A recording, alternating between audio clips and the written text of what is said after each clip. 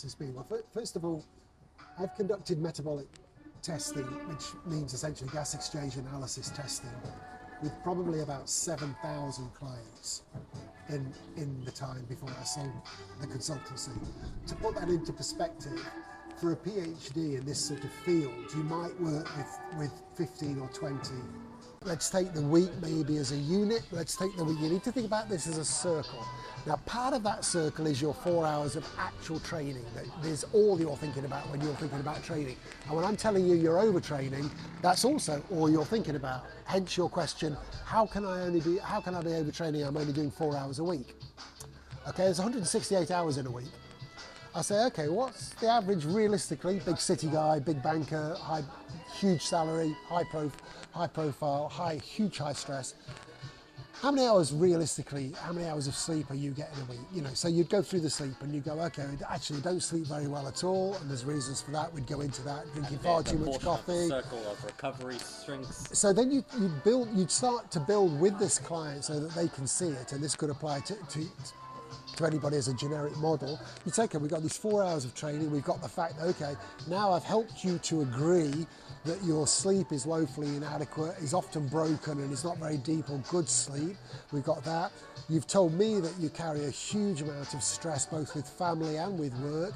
With work, because you're working for Goldman Sachs, that necessitates that you stay at the Barbican 5 nights a week. Your family's actually in the big house in Kent, so you don't actually see your family very often. You only really see them at the weekend when you go back. That's also your training time. Then you feel absolutely stressed and torn, because what you really want to do selfishly is train as much as you can in that time you're away from the city, but you're also conscious that's the time when you're a wife and a father, and you need to be there for your child, and you start to piece this life with this particular type of client together. What about coffee consumption? Off the scale. What about your levels of hydration? Shit. What about your alcohol consumption? Off the fucking scale, because you're stressed all the time. Do you smoke on occasion? Have you ever taken recreational drugs? Whatever. You go through, you build this, you can see where I'm going. You know, obviously, any 5 or 10 seconds of what you've just been speaking about, one could do a whole podcast on that, or one could go off on a whole almost a whole thesis down at any of those paths. But I mean, I suppose what distilled out the most poignantly for me from what from the points you've just touched would be you used the word disenfranchised, you know, and specifically with regard to young men, and I wouldn't disagree with that, but it fired a question in my mind, you know, which is really, you know, another question, which is like, you know, disenfranchised from what? You know, there's societal structure. There's an implication, you know, behind the sentiment that you express, that it's a desirable thing to be enfranchised. And so this idea that the opposite of disenfranchisement is to be enfranchised and to be empowered, if that has overtones, undertones of a scope of control that in my experience isn't realistic, and that's not a model that I would want to be encouraging people to have aspirations toward. Reciprocally, because there is a reciprocal relationship between that tendency, reciprocally, they're not feeling responsibility for the small amount of things where actually they can exercise power over, and that's essentially themselves. When I had my business, the last business, the one that I recently sold, the consultancy, working with athletes and with people with a lot of money, basically, people that were pro athletes. That were, I used to call them serious amateurs. They weren't pro athletes in the sense they had full-time jobs, often for places like Goldman Sachs, HSBC, Credit Suisse, Deutsche Bank, Morgan Stanley, big investment banks in London. They were cash-rich and time-poor. They had high aspirations of themselves in a marathon, in a half marathon, in a 10K, in a triathlon, in a whatever, an Ironman, whatever. But they weren't pro athletes. They were pro bankers mainly, or pro lawyers. They trained with or competed with were saying, what the fuck have you been doing? Because we've never seen you cycle this fast. We've never seen you run We've never seen that performance. You used to be in the slow group, now you're in the fast group. You used to be struggling to hold the wheel of the slower guys in the peloton. Now. So This is great. That's lovely. So this is... That feels really high quality. It feels really weighty, and it's got a nice feel. Yeah. The kind of thing that it's nice to have in your hand. Yeah. You know. So That's lovely. I sadly didn't bring two, but I didn't know if you were a cigar smoker. That's amazing. Wow. But this is the best cigar to come out of Nicaragua last year. Last year or this year, I'm not certain. Super light, so Nicaraguan cigars are characteristically very light, very mild. Okay. So the complete antithesis to Cubans. Like you can Cuban's get quite heavy then in comparison. Cubans and Dominicans are very heavy. So I don't know if you've ever smoked a cigar before. I have at weddings and stuff like Yeah. that. Where, you know, Yeah. Well, it would fit in tune seeing the Brandis cigar session. I'm more than happy to. We can share it, or you can keep it to yourself, or you can accept it as a gift for a later date. I think I'll accept it as a gift for a later date. That's My pleasure. That's really kind. Thank you so much. That's lovely. So this is my special reserve. I only have a few left because you can't get them here. Are you sure? That's I'm very 100% kind. sure. Wow, that's wonderful. That's also another reason why I buy boxes. I will never smoke an entire box on a holiday, but I find certain people who I can get into cigars who I know they're the type of people who will appreciate it. I like to give them as gifts because it's very unique as well. So yeah, where was I going with this? So I started this with my friend who I met at university, who's Islamic. He's one of the few people who really practice what they preach in terms of, like, I have major respect for him, and he follows everything to the T, being the best human being in accordance with the teachings as he can be, whereas a lot of other people I've come across, they'll say they're Muslim, but they'll still eat pork or they'll still go get drunk. And I'm like, there's a disconnect, you know?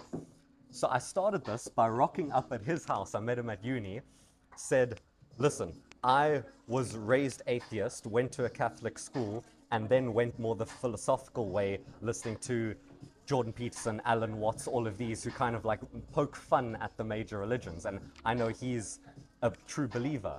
And I said, listen, I'm coming over, I'm bringing mics and a camera, and I'm going to ask you the hardest questions you've ever had in accordance with your religion. And I put him certain questions, like I still remember the one quote, where I just rocked up unannounced, we sat down and I dropped him a quote from Alan Watts, and I said, if God is willing to prevent evil, but not able, then he is not omnipotent. If he is able, but not willing, then he is malevolent. What's your response? And his face just dropped. But it was literally like, Poor fella. I asked the hardest questions. Like I asked, explain the idea of multiple wives. Explain, you know, the things that other people in the broader society are too scared to ask, but the intrigue is there. Yes. You know? And Sorry, that's I'm with how you. I'm just, this all started. No stress.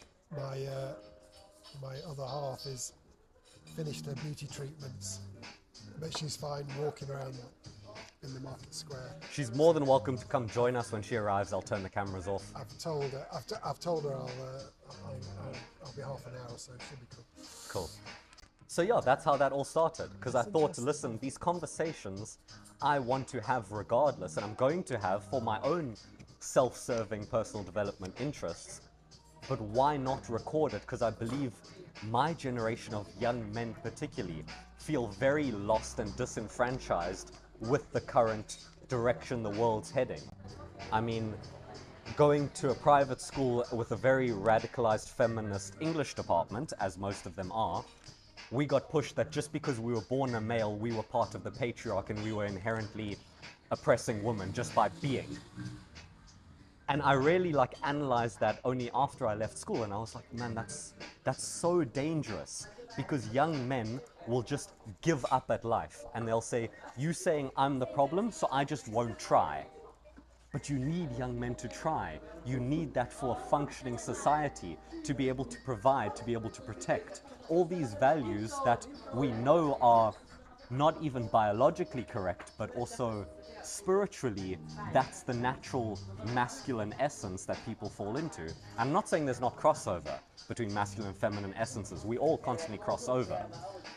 But I believe it's very dangerous to society as a whole. I mean, you see more and more young men pushed to the seams of society and not participating porn addictions, getting addicted to video games, virtual worlds where they feel they're in control of their character because they're not in control of their character in real life. And I just thought that was very dangerous. And young men, I came across so many who were feeling so lost, me as well, for the longest time. We spoke about when I was at the crossroads between do I study or do I go with what my heart is telling me. And there's so little actual words of encouragement for young men out there that it's actually sad. I mean, I listen to a lot of Dr. Jordan Peterson, author of the 12 Rules for Life. I'm sure you've heard of him. And he's like most of his, as a clinical psychologist, most of his young male clients, patients, have never heard a genuine word of encouragement in their adult lives. And I think we can see it in the way the population is shifting. I mean, there's young men out there, sure, who are driven and who are go-getters, but there's so many who just get lost or don't have the right direction, or like we were saying in the fitness industry, they know the basics, they know the general course, but there's so much interference on the way that they don't reach their full potential. And if they can reach a decent potential, they can be a net benefit on society at large. They can provide for their wives, they can continue human existence, have children, be healthy fathers. All of these things that benefit society at large, I believe are under attack, for lack of a better word, by the world structure, but we won't get too conspiracy theorist. I'm sure that would be a very interesting conversation though. But you can tell me your thoughts, like, well, I mean, it's a lot. Yeah, I mean, obviously, probably any 5 or 10 seconds of what you've just been speaking about, one could do a whole podcast on that, or one could go off on a whole almost a whole thesis down at any of those paths. But I mean, I suppose what distilled out the most poignantly for me from what from the points you've just touched would be you used the word disenfranchised, you know, and specifically with regard to young men, and I wouldn't disagree with that, but it fired a question in my mind, you know, which is really, you know, another question, which is like, you know, disenfranchised from what? You know, there's societal structure. There's an implication, you know, behind the sentiment that you express, that it's a desirable thing to be enfranchised, and I would question that. I would question, because otherwise, if we just accept kind of the impetus of where you were going with that sentiment, then the sort of antidote, if you like, would be, well, then let's make sure these people are enfranchised, and that's within the same construct, and I'm not sure that is the answer, even if it were possible. And if you know, you also talked about control, you know, feeling out of control and so forth. So if you think about enfranchised or disenfranchised from the point of view of control, I would query and question the usefulness of the premise, in the sense that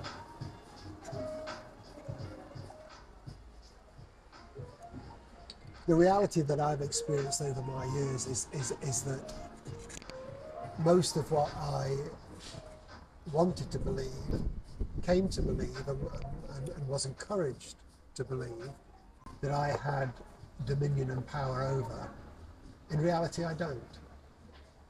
So this idea that the opposite of disenfranchisement is to be enfranchised and to be empowered, if that has overtones, undertones of a scope of control that in my experience isn't realistic, and that's not a model that I would want to be encouraging people to have aspirations toward. And my experience has been that in reality we have control over very, very, very, very, very little in this life. And that's exactly how it's meant to be. I have no power or control over people, places or things. You barely My experience has have control been of that yourself. people that feel the most disenfranchised and people that feel, oftentimes, this is a generalization, people that often feel the least powerful are making a very elemental mistake. They're oftentimes feeling responsibility for all sorts of things and people That are in outside of their reality, they control. have no responsibility for and certainly no power over whatsoever. But reciprocally, because there is a reciprocal relationship between that tendency, reciprocally, they're not feeling responsibility for the small amount of things where actually they can exercise power over, and that's essentially themselves. My spiritual advisor often, and then the first time he gave me this image, it literally was an image because he literally physically stood up and did it. He got up and picked up a hula hoop, the sort of thing that people dance with, Yeah. from behind his sofa, put it on the carpet, and he stood in the middle of it, and he said, That's my sphere of influence. that's my sphere of influence, control and responsibility, and that's not a negative statement. It's a positive No, it's not. statement. Yeah. I need to remember that everything outside, he uses then more generically the idea of skin. Skin has two functions, he always tells me. It keeps everything in that would otherwise spill all out over the carpet, and it reminds me of where the parameter is, Where the boundary is. where the boundary is between what I have any control over and ultimately any responsibility for. It's not everything outside of my skin is not my business. But most people make a lifetime profession of making things their business, which in reality isn't their business, and we only have so much slice of the pie in terms of resource in this area. So almost inevitably, correspondingly, there's going to be a lack of uptake for taking responsibility for things that actually are inside the hula, are inside your skin, that actually you should be. And that's why generally, in my experience, because I am not above anything, I am far more eloquent at taking your inventory than I am at taking my own. Because it's unbiased. And one of the greatest truths that I've ever come across in life is that we best teach what we most need to practice. And that's not just a glib saying. To me, that's actually how humanity works. And that's why I take your inventory more easily than I take my own. Because I can see, and it's not a negative thing. I've come to believe this is not a negative thing. It's not something to address and put right. It's how life is. It's something to become humbled by and accepting of. It's good that I can see the faults in you more easily than I can see the faults in me. You can also do the same. And in that way, what that's telling me is that the way forward to a peaceful existence in a peaceful world is that it's a collaborative solution. I'm not meant to be able to figure all this out on my own. You're meant to show me the faults in me that I need to address by me being able to identify them in you. But I don't need to stop at that point. Yeah. That's where I get judgmental and I miss the lesson. What I have to do is, rather than going, aren't you selfish, for example, I have to say, I'm seeing selfishness in you. I have to understand that that's actually a higher power telling me to look at selfishness in myself. There's something there about that I don't want to deal with. So I'm seeing it reflects. reflected. So I'm finding the criticism of you far easier than I am the honest self-appraisal of where I need to work on myself. So rather than beating myself up about that, it's just good to recognise that's actually the complexity of how that dynamic works, and to accept it, and to be able to put metaphorically and literally that 10-second silence in when I see the fault in somebody else, go through that process, turn the mirror back on myself and say, you seem to be remarkably intolerant of almost everybody today, Peter. What does that tell you? Everybody's suddenly become an arsehole? Or that you actually need to go away and look at how and why you have become unchecked this intolerable of other people. There's a bit of work you obviously need to do on yourself, Peter, particularly in this area. So when I see things that annoy me, I always remind myself these days. The fault is never ever outside of myself. The fault is always in me. I have to remind myself continually that I don't see the world as it is. I see the world as I am. I don't see the world as it is. I see the world as I am. That's something I 100% agree with. I believe you're responsible for 100% of everything that you do and everything that happens to you. Now, like you said, I say that in inverted commas because you're not physically responsible for everything that happens to you. But because you are in control of your mind and your reaction to certain events, like you just described, you control your reaction, therefore you control it itself. So you can see this other person being a selfish prick, but you control your reaction to that. You can learn from that. What can I learn from this person? It's a mirror reflecting back at me. Therefore, you actually do have some sense of control, but again, within your sphere of influence.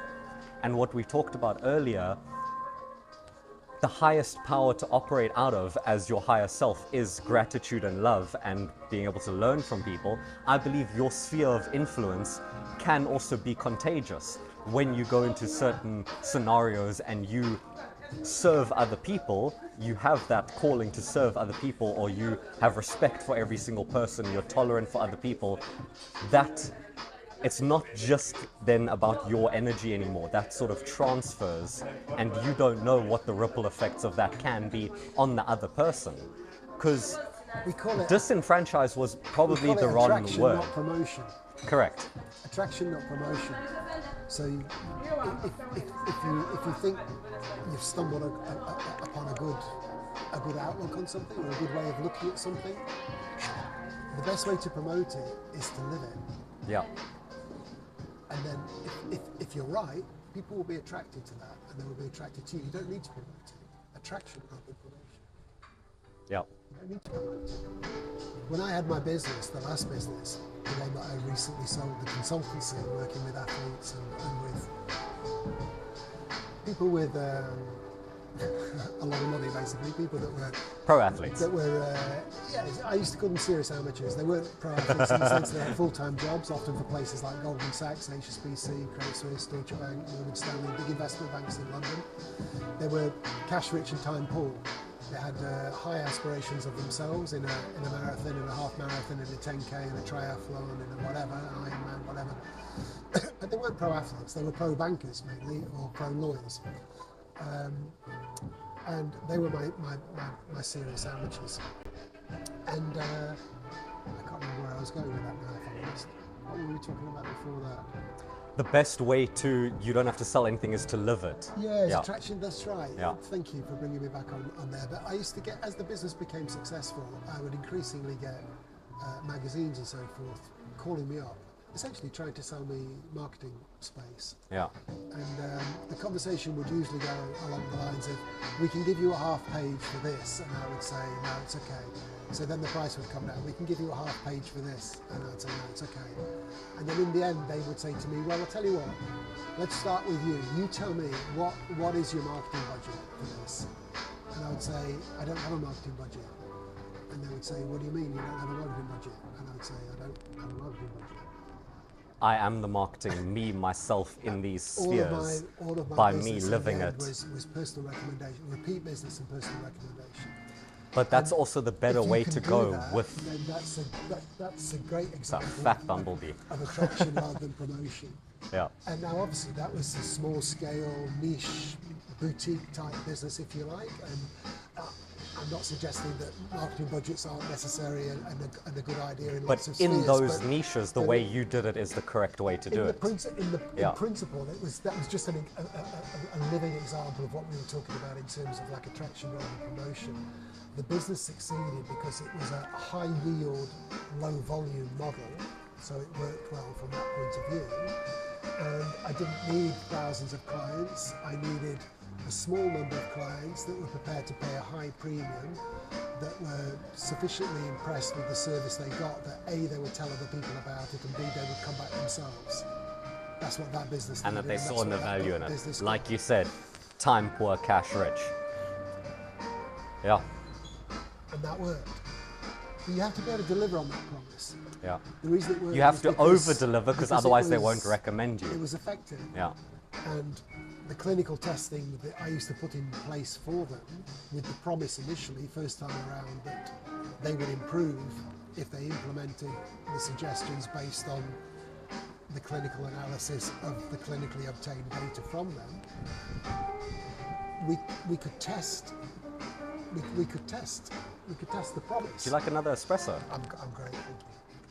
Cool. Can I get another small bottle of sparkling water? Thank you.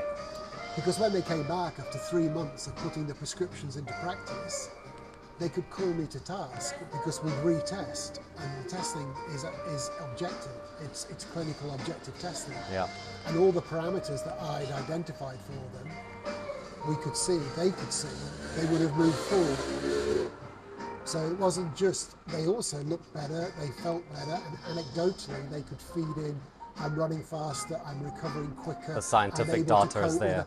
But also then, so really the scientific data just served as corroboration for their experiential feedback, because they knew they were getting better. But then to be able to, because they were figures people, remember where they were, they're investment bankers. Yeah. So they're to do with trajectories, they're to do with spreadsheets. So they were focused on the numbers. So that was also a really nice tie-up with that particular demographic, because I was dealing in a currency, forgive the pun, that they were dealing in. Yeah. Because it was extrapolations and figures and projections and outcome-driven type of approach to things. Well, so you were speaking their language. Say, look at my lactate threshold. It was occurring at heart rate 135 before on the bike. Now it's occurring at heart rate 147. No wonder I can go harder for longer. Look at my lung function. It was, it was 3,800 milliliters, of exchange there per minute, and now it's 5,000. Look at my recovery rate. It's taken me 2 minutes to drop from this heart rate to this. Now I'm getting there in 35 seconds, etc., etc. Yeah. Look at my VO2 max. That's gone from this to this. So it was a formula that was highly effective, particularly for that type of segment, because you were dealing in modems that they literally traded, because they're often international traders. Yeah. So it worked for them. So that was a pungent and a powerful package. You had all the, as I say, the anecdotal confirmations, the feedback in terms of what they were feeling about themselves and what the people that they trained with were saying, because the people that they trained with or competed with were saying, what the fuck have you been doing? Because we've never seen you cycle this fast. We've never seen you run We've never seen that performance You used to leap. be in the slow group, now you're in the fast group. You used to be struggling to hold the wheel of the slower guys in the peloton. Now we're latching onto your wheel every climb we come to and hoping you're going to pull us up the climb. Yeah. What the hell have you been up to? What have you been doing? Because this has all happened in the last 4 or 5 months. Yeah. And that is where the repeat business came, and that's where the word of mouth came. They'd say, Because your service was so good that they couldn't help but boast about the results to their friend groups. I always used to say to them, the one thing I can promise you is if you do the work, and that's a big if, but if you do the work, now you've got the data, now you've paid for my time to have me explain in terms that resonate for you.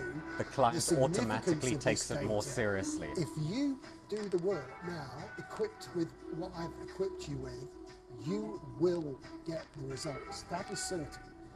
I can't say certainly when you next come back and see me, you will have improved, because I'm not in control, going back to the control thing, Of the I'm other not in person. control of how you behave and how much you do or don't implement what you've learned. And to be fair to you, you may not be able to. You may have a death in the family. You may have a crisis at work. There may be also good reasons why you're not able to do it. And that's not for me to judge. And to be perfectly honest, I've no interest in that. Yeah. I've only interest in you when you pay for my services and when you're in front of me. Outside of that, I actually don't care. It's up to you. I'll empower you, but you have to then do the work. But one thing I don't want putting my head on the block with is if you do the work, I guarantee you will see improvement, and you will see improvement that we will then be able to measure. So you won't just have to take my word for it or your own word for it. You'll actually be able to see it demonstrated with facts and figures and spreadsheets and graphs, which are in a language that you're comfortable with and that you understand and hold validity for you. No worries. Thank you very much. You won't be in it anyway, don't worry. I think you should be in it. You're prettier than both of us.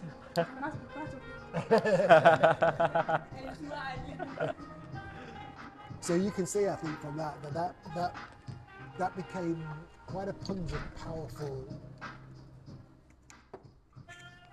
little model. Yeah. So I want to pivot into, particularly because most of my audience is young men, so I want to get into your expertise in the training aspect, in the physicality side of it, because we got into that in gym, and I mean, can see just by the first few minutes, You clearly know what you're talking about. There's no question on that. So if you could just reiterate your PhD, where you studied, if you can name a client or two that you've worked with, if not, no worries. And then my question to you would be, if you had, let's say, an audience of 100 young men my age, or let's say sub 25, 18 to 25, who are looking to get in the best shape possible for whatever their prospective goals are, whether it's bodybuilding, whether it's functional training, or whether it's something more serious like triathlon, Ironman, whatever. What are the basic fundamentals, and then what are the most important parts from those fundamentals where that should be your main focus? You know, like 90% of the games are in the fundamentals. So if you could just set that structure right to provide as much value as possible, what would your answer be? I'm putting you on the spot. Yeah, no, that's fine. No, I don't mind being put on the spot. It's just, again, it's potentially It could go on for hours. A lot of subject matter. I'm challenging you to compress it into 10 minutes. Well, and I think we covered this face to face in the gym. My starting point, and when I work with clients, because I still have a few private clients that I work with. My starting point with the client, when I start to work with the client, and for anybody watching this or listening to this, and like I said to you in the gym, the simplest things are always the most fundamental and the most profound things, usually in life.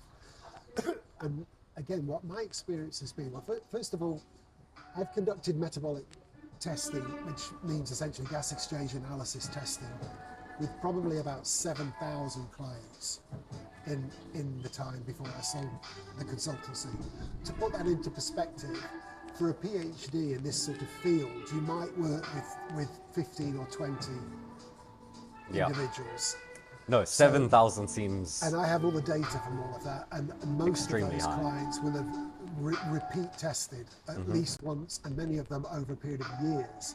So it makes that data even more powerful. So the most important thing, I guess, to say in terms of my qualifications, yes, I've got all the academic qualifications, but what I consider to be my most valuable and unique, in a way, qualification is probably an almost unparalleled depth of experience in this specific field, because we would put exercise prescriptions for clients into place based on the clinical information we got from the clinical testing, but then I'd be able to evaluate on a regular basis across different types of physiology the effectiveness of those prescriptions, because people would come back.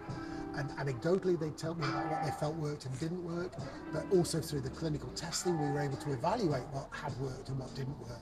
So over a period of almost 15 years and 7,000 clients, the prescriptions that I was ending up being able to give to people had that kind of pyramidal research behind Data structure them, which is behind it. almost unheard of.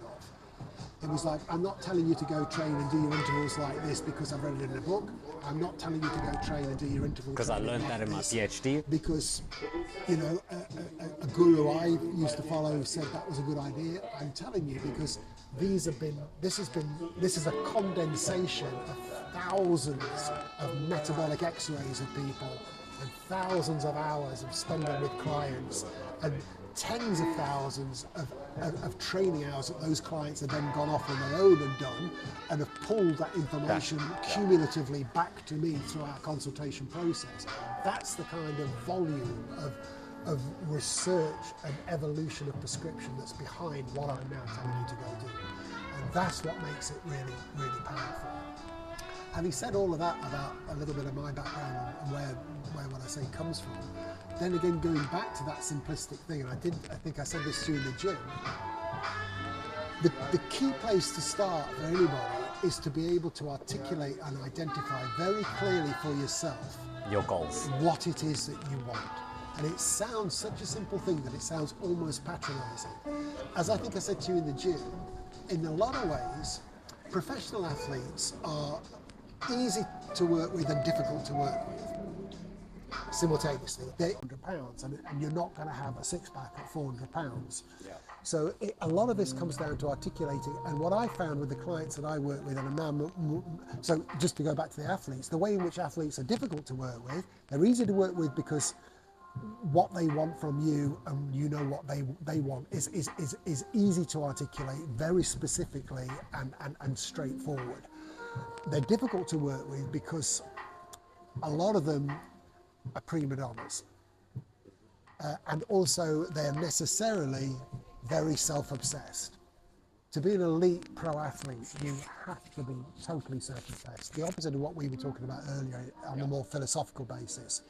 At least for that time in your life, and it's usually a limited window, life basically has to be all about you. Even before wife, even before family, before children, before everything. It becomes basically about train, eat, recover, sleep. Train, eat, recover, sleep. Repeat, repeat, repeat, repeat. And there isn't really any room for any compromise, because if you make room for some degree of compromise in any of those constituent parts, you can be sure you're sacrificing well, part of the goal. the problem is there are other people out there that are prepared not to make any compromise in those things, and so they'll beat you. Yeah. And that's assuming you're equally genetically gifted. Yeah. And all pro athletes, by definition, are genetically gifted. They are. To be an elite athlete, these guys are not like you and I. They are not normal. And I'm talking anatomically, physiologically, in terms of clinical testing. Their bodies are able to respond and to do things and to recover from stress loads that normal people, no matter how fit and gifted on a kind of lower level they may or may not be. They chose the right parents, like I like to say. These guys are freaks. They are. To stand on the top step, you have to be freaks.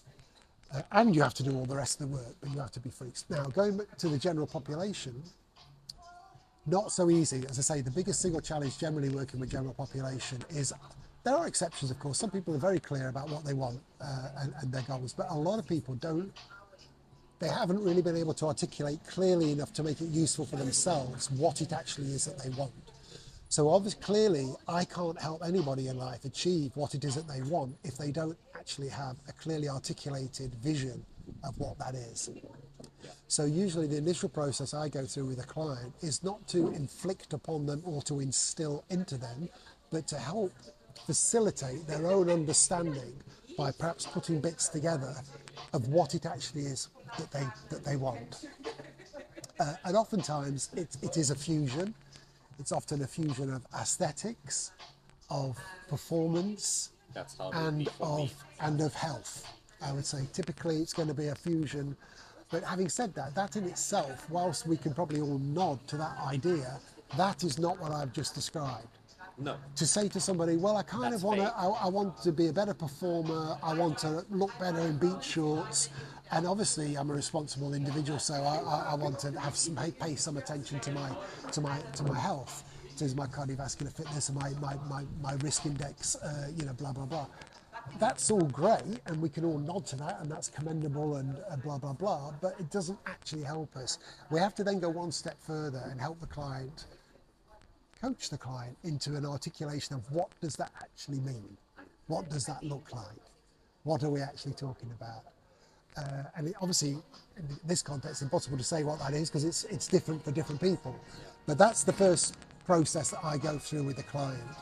When we've got that, then we can start addressing ourselves to how we arrive at it. It's a bit like, somebody going into a car dealership for a car. And saying, find the perfect car. And they say, I want a new car. And they say, well, what kind of car do you want? Well, I want a fast car. Okay, well, we've got a lot of fast cars. I want a fast car with 2 doors, not 4 doors. Okay, that helps. And you chisel away, and you do we want a convertible? Do you not want a convertible? What colour do you want? What about running costs? Is fuel economy important to you or not important to you? What about insurance premiums? Are they an issue or are they not an issue? That will affect the time. And in the end, you can narrow it down to, there'll still perhaps be a little bit of range, but that range has become small enough that it's actually useful in terms of direction. Yeah. And that's ultimately what people want from me. They want direction. Can you help direct? They want you to facilitate along the way. Okay, so then let's make it more specific. Let's use as an example. Good catch. No worries. Anytime. Really did interrupt the flow. What was I saying? So, let's use me as an example. Let's make it more specific. So I am someone that got my start in it through sports, as most young men do, where sports is forced by the school. But I was never a genetically gifted or overachiever in sports. I was always second or third team, and I played for fun, and I enjoyed the physicality of it. Things like water polo, things like rugby, things like football. But I started going to the gym. We spoke about one of the people who I looked up to at the time was Mike Thurston. He posts YouTube videos to the general public. His style of training is pure bodybuilding, hypertrophy, maximum looks definition-wise, physique. Not even men's classic physique, but sort of an amalgamation of that. So that's his goal, and he achieves that through low intensity, steady state. He doesn't do any high interval training. He doesn't do any particularly hard cardiovascular work or functional training. He's getting more into functional training now that he's getting older, because he's in his late 30s. So that's really what I focused on. I was just a kid who was naturally small, and I needed to pack on size, and I wanted to get this aesthetic. I wanted the six-pack, I wanted the broad shoulders. But that sort of evolved when, again, the seasons of life and my priorities shifted. So I neglected the gym for the last 3 months to focus on the business and the multiple different ventures. And I noticed it more from a psychological perspective. So that's the main thing for me in the benefit, the self-serving benefit of training, is it's men's therapy. My coach says he calls his boxing, his fighting gym, the therapy room, because he watches people come in and the people that go out are a different person. Yeah. You must let me know if you need a head, hey? No, I'm just checking what she's saying. Perfect. Okay. We can always do 2 parts to this as well. We can definitely. Or even 3 parts. Oh, We're probably good for another 10 minutes or so. cool. So then we'll close up. And then, as I say, I'm more than happy to do part 2. It's not a It's been problem. an absolutely lovely So yeah, for me, I really enjoyed I mean, it sounds bad at the first, but once you understand young men and you understand there needs to be an outlet for certain violent tendencies, it feels nice to actually hurt one of your mates in a proper sparring environment, to have an outlet for that anger so it doesn't permeate in other areas of your life. I believe it's very important. So my goal is, again, not very specific, but it's an amalgamation of the physical aspect of training. It's good for my mental, my focus, the rest of my life. Secondly, the pursuit of the way I've envisioned my higher self as being that shape, that level of athleticism, and obviously now focusing on the combat sports aspect. So I'm very new to combat sports. I've just started getting into boxing, then we're going to incorporate legs, we're going to get into Muay Thai, all of that, but that's to come. So that's kind of like the 3 avenues that I'm focusing on, because I would make a lot more progress if I said, listen, I have a fight in 6 months, that's my only focus, done. I know my fighting progress would be more, and my mental aspect would probably also go in the right direction. My physique to a degree, but not as much as if I said I'm joining a bodybuilding competition next year. So my focus is more holistic, as in a lifestyle, not so much a specific goal like pro athletes have. So then my question to you would be the advice you would give me in my pursuit of these endeavors, from your research-based sort of the pitfalls and your experience, to make it specific to my case. Sure. Okay. Well, what I would say, I mean, you lifestyle. Yeah, I think you used that phrase, lifestyle, and that's a good phrase, an important thing. One of the key reasons why a lot of people don't succeed in reaching their goals is consistency. I'd say two things in response really to your question. Consistency, and linked with consistency is, in my experience, people are successful and they're long-term successful in direct proportion to the extent to which you're able to make lifestyle changes. So long as you don't make lifestyle changes, then even whatever regime it is, from the most extreme regime exactly to the most mild regime, It'll be, you're wearing it like a suit that you take out of the closet and you wear for a while and then you put back in the closet. You wear in winter, full summer, and then you fall back into yo-yo dieting. It has to get, the only success I've ever seen is where people are able to implement change that ultimately is lifestyle change. So that whatever it is, going to the gym, eating clean at least most of the time, watching your levels of hydration, just paying a little bit of attention to how much you party, how much you don't party, paying attention to how much your sleep, etc., etc., etc. The extent to which you're able to implement change generally in your life with regard to these things, and that these things become how you live your life and what makes you feel good. The extent to which you're able to do that is going to be in direct correlation to the how quickly you reach your goals, and as important, how long you're able to maintain that. One of the problems is that people think about, when they think about training, they conceptualize, even if you just say the word training to most people, they'll probably think immediately of a training environment, whether that's a boxing gym or inside of a ring or an octagon or a bodybuilding gym or weights or whatever. And in reality, it should become part of who you are. There's a whole cycle. So I used to get, for example, in the city with a lot of the guys I used to work with there, I was forever telling guys, you're overtraining. And they would say to me, something I'm guilty of. How can I be overtraining? I'm only training. I'm just using this as an example to illustrate the point. I'm only training 4 hours a week. And this would be before they want early doors with me, so they haven't been putting my prescriptions into place yet. So I'm only training 4 hours a week, and then you drill it down, and you say, okay, you need to think about your day or your week. Let's take the week maybe as a unit. Let's take the week. You need to think about this as a circle. Now, part of that circle is your 4 hours of actual training. That is all you're thinking about when you're thinking about training. And when I'm telling you you're overtraining, that's also all you're thinking about. Hence your question, how can I be overtraining? I'm only doing 4 hours a week. Okay, there's 168 hours in a week. I say, okay, what's the average realistically? Big city guy, big banker, huge salary, high profile, huge high stress. How many hours realistically, how many hours of sleep are you getting a week? You know, so you'd go through the sleep and you go, okay, actually don't sleep very well at all, and there's reasons for that. We'd go into that, drinking far too much coffee. The circle of recovery shrinks. So then you'd start to build with this client so that they can see it, and this could apply to anybody as a generic model. You say, okay, we've got these 4 hours of training, we've got the fact that, okay, now I've helped you to agree that your sleep is woefully inadequate, is often broken and is not very deep or good sleep. We've got that. You've told me that you carry a huge amount of stress both with family and with work.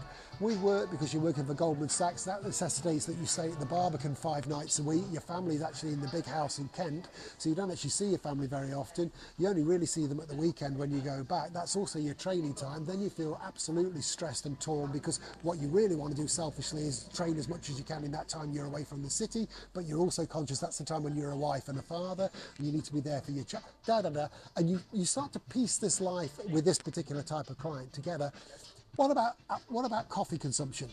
Off the scale. What about your levels of hydration? Shit. What about your alcohol consumption? Off the fucking scale, because you're stressed all the time. Do you smoke on occasion? Have you ever taken recreational drugs? Whatever. You go through, you build this, but you can see where I'm going. You build the lifestyle. Then we go back, and the nice thing is, by the time I've gone through this process, which can take a couple of hours, you then go back, and it's now, hopefully, if I've done my job correctly, it's self-explanatory for the client where I started from, which was telling them that 4 hours, because we've also then broken down what they do in those 4 hours. And of course, what they do in those 4 hours is they're addicted to the endorphin, the cortisol, and the adrenaline release of high-intensity training. They need the anger release. They need that high in terms of what's going on in the rest of their life. So basically, they hammer the fuck out of themselves for those 4 hours. So those 4 hours, and I'd often was in a position where I was saying to someone, do you know what? You're actually going to progress faster if the choice was to continue doing those 4 hours of training how you do it, or don't train at all. I'm telling you that you'd actually progress faster if you didn't do any training. If the choice was train how you're training within the rest of what your lifestyle's looking like, if we kept that the same, or don't train at all, I'm telling you now, you'd make better progress if you didn't train at all. And they go, and in the end they start to get it. So they start to see that within the context of, we use the week as a unit, but you could use the day or you could use a month, depending on how micro or macro you were going. You can start to get people to see that in this scenario that I'm painting, yes, you can be overtraining on 4 hours training a week. 4 hours of balls out, eyes on stalk, high intensity, like way beyond threshold type of training, coupled with all the caffeine and all the alcohol and the lack of sleep and the lack of hydration and shit nutrition and crap sleeping, of course crap sleeping, given everything else that's going on. Yeah. You're totally stressed out. What is training at the end of the day? Training is self-imposed, self-induced physiological state of stress. You have to put yourself under a position of physiological stress to elicit a training response, which initially is breakdown, and then it's recuperation and recovery from breakdown, which ultimately, if supported by the rest of the cycle, will lead to new and higher and bigger growth than you had before. Now, the problem with that is if there's already an overabundance of stress and a total under-resource of the rest, recuperation and recovery, which is prerequisite for that stress to actually ultimately be beneficial, then adding more stress into it is just going to break you down further. Yeah. And then you get what I used to refer to as my model, the 3 steps of degradation. Step 1 in a situation along those lines or something along those lines, given that it's a holistic picture, not just what you're doing when you are, in inverted commas, training. Step 1 on the 3 steps of degradation is you start to plateau. Truth is, 6 months down the line, you're not really any better according to any measurable metric, even if it's a perceptual metric of how you feel before, during and after exercise. You're not actually any better than you were 6 months ago. Something's going wrong if that's the case, because training is meant to be progressive, even if it's within cycles. Like obviously a powerlifter, for example, you're periodizing training to peak for a particular competition or event, the same with body. So I'm not saying that there'll be ups and downs, but ultimately over time you want to be progressing. If you're not progressing, you need to evaluate. So the first step of the 3 steps of degradation is that you plateau. Then you get frustrated and train harder. Exactly. With this type of personality, in this type of scenario, this is all obviously before they've seen me, and again there are exceptions, but what's the usual response to that sense of plateauing? I'm not training enough. So you up the ante. What does that do? That leads to the second step of the 3 steps of degradation. Now what happens is not only are you not progressing, but you're actually starting to go backwards. Now, there's a large slice of denial which will necessarily need to chime in here, but if you look at it objectively, stroke clinically, what this client would actually find on the second step of the 3 steps of degradation is that actually they're not as fit as they were 6 months ago. They are not as fast as they were 6 months ago. So they've gone past plateauing. They're not plateauing any longer. They're actually regressing. They're actually getting worse. That's the truth. Again, left unchecked, left without any positive intervention, left without being able to break out of it through some inspiration on their own part, what happens? They push harder again. Because there's a lot of addiction going on with this as well. There's a lot of the psychological mental side. There's a lot of self-punishment. There's a lot of addictive behaviours going on. There's a lot of stuff going on here that is actually out of control. I don't realise it's out of control, but it's out of control. The whole regime and the sense of clouded aspiration is driving them. They are not driving the vision. So they're out of control, they're addicted, but they don't realise it. So what do? Even on step 2, they push harder again. What's step 3 look like? Step 3 is very ugly. From step 3, you've gone through plateauing to actually going backwards. When you're on to step 3, you're starting to get injured, you're starting to get ill, you get colds, you get niggles, you can't shift them. The truth is, you had that niggle 6 months earlier and you've still got it. Yeah. You actually start to break down. And that left unchecked, I've seen horrific examples where people can end up very, very, very ill. And then again, the cycle repeats of that 3-step process. They go into denial, they train even harder, torn rotator cuffs. Yeah. So that's typically what you see, and it's an input of knowledge into that situation that can help to arrest that. But first of all, you need to help to explain this to people, because most people haven't gotten into that scenario because they're pig-headed and this, that and the other. they drift into that through misaligned, through bits of knowledge. A little bit of knowledge is dangerous. They'll pick a bit from here, they'll pick a bit from this YouTube video, they'll pick a bit from this. It'll be from different But training styles. And there's no coherence, there's no coherent picture, there's no coherent understanding. So a lot of what they're thinking or doing in isolation, if applied correctly, might have a lot of correctness to it. But it's this kind of like knickerbocker glory of stuff with no kind of coherence to it. And so it's not effective.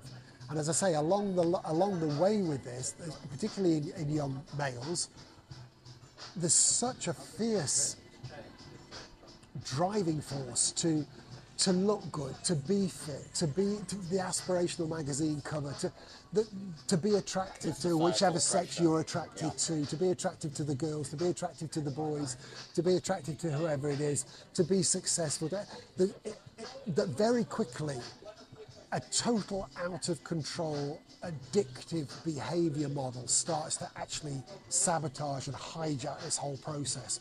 And what oftentimes started as a holistic endeavor, by the time clients often used to come to see me, has actually become something that's riddled with all sorts of psychological problems to do with body dysmorphia, to do with eating disorders, to do with huge self-denial, to do with punishment regimes that are being acted out in terms of how they're treating themselves, but they don't necessarily even realize that's what's going on. So you end up with a very complicated picture. The good news is that the more that's wrong when somebody used to first come to see me, in some ways the better, because the easier it is to start putting things right. Yeah. Now you have to go gently with people, and you have to assess where the client is, and you have to move people on gently and slowly. You can't do too much too quick. You have to gently drop the bombshell to somebody.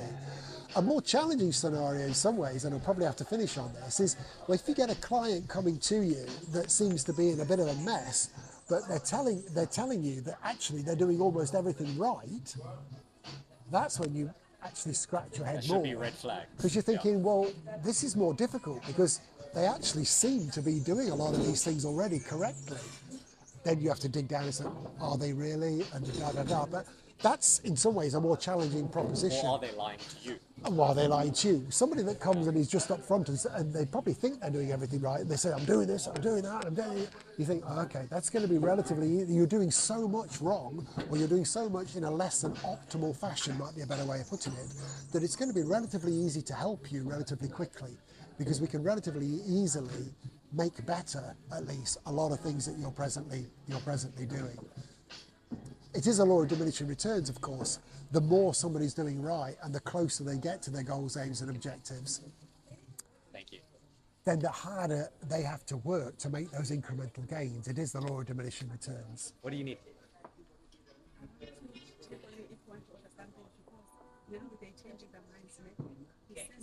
We should probably go I should probably go as well, so we're good, yeah. Let me just tell my other half I'm on my way. I won't keep you from your better half any longer. Like I said, please accept this as a gift from me. That's very kind, Unfortunately, thank I can't you. give you a lighter yet. No I've got the problem. shipment coming in. So if you're still here in a week or two when these arrive. No worries. And thank you so much for that. That's lovely. Pleasure. And we should keep it, as I say, if you want to do a part 2 or whatever, or you want a format, that might be something you want to do as well. You might want to, just based on some of the stuff we covered today, that you might want to format some specific questions and think, I'd actually like to do an hour with Pete going down quite, because obviously this was an introduction to each other as well, so we were kind of getting to know each other, and which is nice as well. Exactly, which is great. But anyway, what I'm saying is and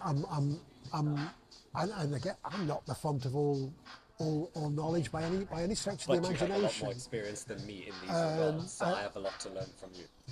I've been in this area in one way, shape, or form, and to do. I mean, you won't get a. Well, put it like this: if professional athletics, let's say, is about aspiration, then professional dance is equally crazy. I mean, the professional dance world is very quickly, very easily a very unhealthy place, both psychologically and physically. hugely challenging in terms of self-worth, self-image, eating disorders, psychological health. All of that is, the dance world is riddled with it. And that was my background.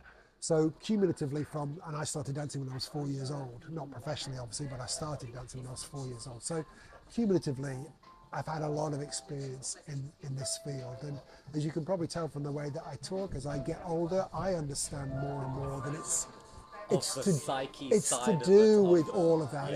It's to do with people's emotional health. Yes, somewhere along the line, and in some capacity, accurate, meaningful clinical information is of course a useful and a very powerful tool, but ultimately a lot of this stuff, because it is to do with human beings' aspirations,